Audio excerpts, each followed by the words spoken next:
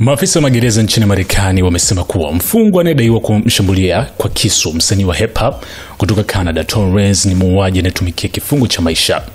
Torrance ambaye jina lake halisi ni Daystar Peterson alikimbizwa hospitalini baada ya kuchomwa kwa visu mara 14 katika sehemu mbalimbali za mwili wake Jumatatu wiki asubuhi ndani ya gereza la marekebisho la California Correctional Institution huko Tehachapi nchini Marekani. Mshukiwa shambulio hilo Santino Keso mwenye umri wa miaka 41 anahudumia kifungo cha maisha jela kwa kosa la mauaji. Kwa mujibu wa taarifa ya BBC, maafisa magereza wamesema kuwa Keso amekuwa katika eneo la uangalizi maalum wakati wa uchunguzi wa tukio hilo ukiendelea. Torrance mwenye umri wa miaka 32 kwa sasa anatumikia kifungo cha miaka 10 gerezani baada ya kupatikana na hatia ya kumfiatulia risasi msanii mwenzake Megan Thee Stallion mwaka 2020.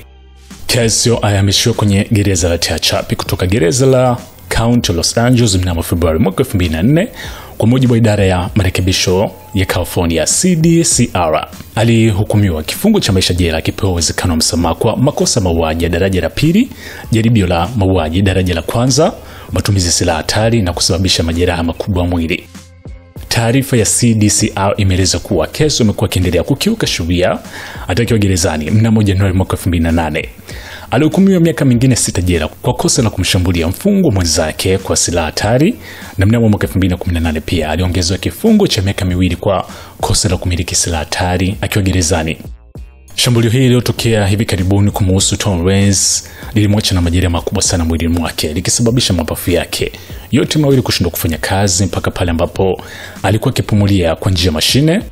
Na taarifa rasmi iliyoachwa kupitia kwenye ukurasa wa Instagram ilieleza kuwa kuchomwa kwake visu mara 14 aliweza kuchomwa katika maeneo mbalimbali ya mgongoni, tumboni, usoni na hata kichwani, na kwa muda alikuwa kwenye mashine ya kumsaidia kupumua. Licha taarifa kuchukua nafasi, ilielezwa pia kwa hapo baadaye kwamba kwa sasa hali yake inazidi kuimarika na anaweza hata kuongea. Hiyo hapa ni SNS Media.